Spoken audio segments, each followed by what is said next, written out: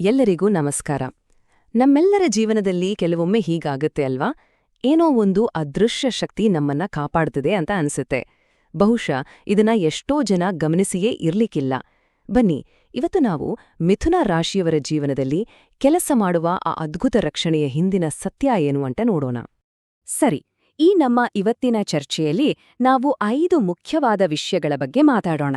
ಮೊದ್ಲಿಗೆ ನಮ್ಮನ್ನ ಕಾಪಾಡೋ ಆ ಕಾಣದ ಶಕ್ತಿ ಯಾವುದು, ಆಮೇಲೆ ಮಿಥುನ ರಾಶಿಯವರ ವ್ಯಕ್ತಿತ್ವ ಹೇಗಿರುತ್ತೆ, ಹಾಗೆ ನಾವು ಮರೆತು ಹೋಗಿರುವ ನಮ್ಮ ಕುಲದೇವತೆ ಯಾರು, ಮುಂದೆ ಬರಲಿರುವ 5 ಗುಡ್ ನ್ಯೂಸ್ ಏನು, ಮತ್ತೆ ಕೊನೆಯದಾಗಿ ಆ ದೈವಾನುಗ್ರಹವನ್ನು ಪಡೆಯೋದು ಹೇಗೆ ಅಂತನೂ ತಿಳ್ಕೊಳ್ಳೋಣ.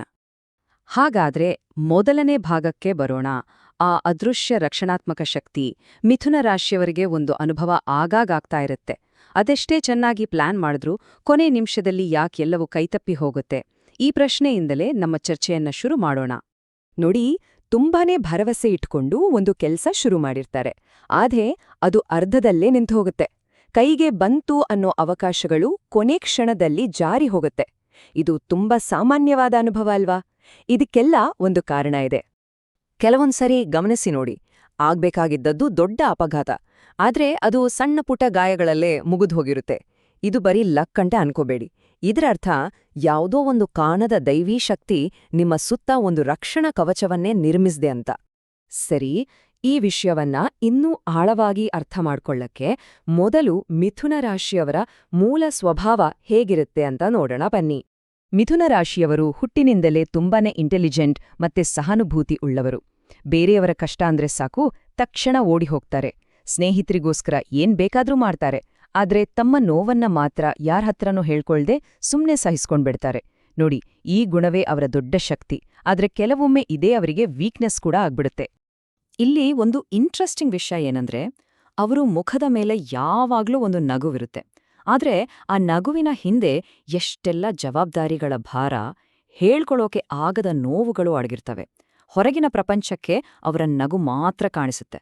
ಒಳಗಡೆ ಅವರು ಮಾಡೋ ಹೋರಾಟ ಯಾರ ಕಣ್ಣಿಗೂ ಬೀಳೋದಿಲ್ಲ. ಅವರ ವ್ಯಕ್ತಿತ್ವದ ಜೊತೆಗೆ ಇನ್ನೊಂದು ವಿಷಯ. ಸಂಖ್ಯಾಶಾಸ್ತ್ರದ ಪ್ರಕಾರ 5, 3 ಮತ್ತು 7 ಈ 3 ಸಂಖ್ಯೆಗಳು ಮಿಥುನ ರಾಶಿಯವರಿಗೆ ತುಂಬಾನೇ ಪವರ್ಫುಲ್. ಹಾಗಾಗಿ ಯಾವುದೇ ಮುಖ್ಯವಾದ ಕೆಲಸ ಶುರು ಮಾಡುವಾಗ ಈ ಸಂಖ್ಯೆಗಳನ್ನು ಗಮನದಲ್ಲಿಟ್ಕೊಂಡ್ರೆ ಪಾಸಿಟಿವ್ ಎನರ್ಜಿ ಹೆಚ್ಚಾಗತ್ತೆ ಅಂತ ಒಂದು ನಂಬಿಕೆ. ಸರಿ, ಇಷ್ಟೆಲ್ಲ ಸವಾಲುಗಳ ನಡುವೆಯೂ ಅವರನ್ನು ಕಾಪಾಡುತ್ತಿರುವ ಆ ಸೀಕ್ರೆಟ್ ಪವರ್ ಯಾವುದು? ಬನ್ನಿ, ಈಗ ಆ ದೈವಿಕ ರಕ್ಷಕ ಯಾರು ಅಂತ ನೋಡೇ ಬಿಡೋಣ. ಯೋಚನೆ ಮಾಡಿ, ಕೆಲವೊಮ್ಮೆ ಕನಸಿನಲ್ಲಿ ಬಂದು ಎಚ್ಚರಿಸೋದೋ, ದೊಡ್ಡ ದೊಡ್ಡ ಅನಾಹುತಗಳಿಂದ ಪಾರ್ ಮಾಡೋದೋ, ಯಾವಾಗ್ಲೂ ಜೊತೆಗಿದ್ದೀನಿ ಅನ್ನೋ ಭರವಸೆ ಕೊಡೋದೋ, ಆ ಶಕ್ತಿ ಯಾವುದು? ಅದರ ಗುರುತಾದ್ರೂ ಏನು? ಇದಕ್ಕೆ ಉತ್ತರ ನಮ್ಮ ಹಿರಿಯರು ಪಾಲಿಸಿಕೊಂಡು ಬಂದ ಒಂದು ಶಕ್ತಿಯುತ ಸಂಪ್ರದಾಯದಲ್ಲೇ ಇದೆ. ಆ ಶಕ್ತಿ ಬೇರೆ ಯಾವುದೂ ಅಲ್ಲ, ಅದುವೇ ಕುಲದೇವತೆ. ಹೌದು, ನಿಮ್ಮ ವಂಶವನ್ನು ತಲೆತಲಾಂತರದಿಂದ ಕಾಪಾಡಿಕೊಂಡು ಬಂದಿರುವ ಶಕ್ತಿ. ಇವತ್ತಿನ ಫಾಸ್ಟ್ ಲೈಫ್ ಸ್ಟೈಲ್ನಲ್ಲಿ ನಮ್ಮ ಕುಲದೇವತೆಯನ್ನು ನೆನಪಿಸ್ಕೊಳ್ಳೋಕೆ ಸಮಯವೇ ಇಲ್ಲದಂತಾಗಿ ನಾವು ಮರ್ತೇ ಬಿಟ್ಟಿದ್ದೇವೆ. ಇದರಿಂದ ಏನಾಗಿದೆ ಅಂದ್ರೆ, ಆ ದೈವಿಕ್ ಶಕ್ತಿಗೂ ನಮಗೂ ಇರುವ ಕನೆಕ್ಷನ್ ವೀಕ್ ಆಗಿದೆ. ನಿಜ ಹೇಳ್ಬೇಕಂದ್ರೆ, ಇವತ್ತು ನಾವು ಎದುರಿಸ್ತಿರುವ ಎಷ್ಟೋ ಸಮಸ್ಯೆಗಳಿಗೆ ಇದೇ ಮುಖ್ಯ ಕಾರಣವಾಗಿರ್ಬೋದು. ಹಾಗಾದ್ರೆ ಈ ದೈವಿಕ ಶಕ್ತಿಯೊಂದಿಗೆ ಮತ್ತೆ ಕನೆಕ್ಟ್ ಆದ್ರೆ ಅದ್ಭುತವಾದ ಬದಲಾವಣೆಗಳು ಆಗೋದು ಗ್ಯಾರಂಟಿ. ಜೀವನದ ಬಾಗಿಲನ್ನು ತಟ್ಟೋಕೆ ರೆಡಿಯಾಗಿರೋ 5 ದೊಡ್ಡ ಗುಡ್ ನ್ಯೂಸ್ ಏನು ಅಂತ ಈಗ ನೋಡೋಣ.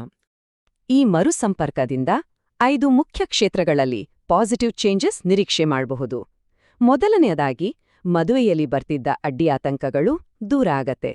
ಎರಡನೆಯದು, ಉದ್ಯೋಗದಲ್ಲಿ ಪ್ರಗತಿ ಕಾಣತ್ತೆ. ಮೂರನೆಯದು, ಸ್ವಂತ ಆಸ್ತಿ ಮಾಡ್ಬೇಕು ಅನ್ನೋ ಕನಸು ನನಸಾಗತ್ತೆ. ನಾಲ್ಕನೆಯದು, ಶಿಕ್ಷಣದಲ್ಲಿ ಯಶಸ್ಸು ಸಿಗುತ್ತೆ. ಹಾಗೆ 5ನೇದಾಗಿ, ಕೌಟುಂಬಿಕ ಜೀವನದಲ್ಲಿ ಸಂತೋಷ ನೆಲೆಸುತ್ತೆ. ಖುಷಿ ವಿಷಯ ಏನಂದ್ರೆ, ಈ ಅನುಗ್ರಹ ಪಡೆಯೋ ದಾರಿ ಏನೂ ಕಷ್ಟದ್ದಲ್ಲ, ತುಂಬಾ ಸಿಂಪಲ್. ಇದು ಶುರುವಾಗೋದೇ ಕೆಲವು ಪ್ರಾಮಾಣಿಕ ಸರಳ ಕೆಲ್ಸಗಳಿಂದ. ನೋಡಿ, ಆ ಕನೆಕ್ಷನ್ ಅನ್ನು ಮತ್ತೆ ಶುರು ಮಾಡೋಕೆ ಕೇವಲ 3 ಸಿಂಪಲ್ ಸ್ಟೆಪ್ಸ್ ಸಾಕು. ಮೊದಲು ನಿಮ್ಮ ಮನೆಯ ಹಿರಿಯರನ್ನ ಕೇಳಿ ಕುಲದೇವತೆ ಯಾರು ಅಂತ ತಿಳ್ಕೊಳ್ಳಿ. ಎರಡನೆಯದಾಗಿ, ಅವರ ಹೆಸರಲ್ಲಿ ಮನೆಯಲ್ಲಿ ಒಂದು ದೀಪ ಹಚ್ಚಿ. ಮೂರನೆಯದಾಗಿ, ಮನಸ್ಸಿನಿಂದ ಒಂದು ಪ್ರಾರ್ಥನೆ ಮಾಡಿ ಸಾಕು. ಇದಕ್ಕೆ ದೊಡ್ಡ ಪೂಜೆ ಪುನಸ್ಕಾರ ಏನೂ ಬೇಟಿಲ್ಲ. ಒಂದು ಶುದ್ಧವಾದ ಭಕ್ತಿ ಇದ್ರೆ ಅದೇ ಮುಖ್ಯ. ಈ ದೈವಿಕ ಸಂಪರ್ಕವನ್ನ ಇನ್ನಷ್ಟು ಸ್ಟ್ರಾಂಗ್ ಮಾಡ್ಕೊಳ್ಳಕ್ಕೆ ಕೆಲವು ವಿಷಯಗಳನ್ನ ಪಾಲಿಸೋದು ತುಂಬಾನೇ ಮುಖ್ಯ. ಉದಾಹರಣೆಗೆ, ನಿಮ್ಮ ಪ್ಲಾನ್ಗಳು ಪೂರ್ತಿಯಾಗಿ ಯಶಸ್ವಿಯಾಗೋವರೆಗೂ ಅದನ್ನ ಯಾರ ಹತ್ರನೂ ಹೇಳ್ಕೋಬೇಡಿ. ಯಾಕಂದ್ರೆ ಕೆಲವೊಮ್ಮೆ ಬೇರೆಯವರ ಅಸೂಯೆ, ನೆಗೆಟಿವ್ ಎನರ್ಜಿ ಕೂಡ ನಮ್ಮ ಕೆಲಸಗಳಿಗೆ ಅಡ್ಡಿ ಮಾಡಬಹುದು.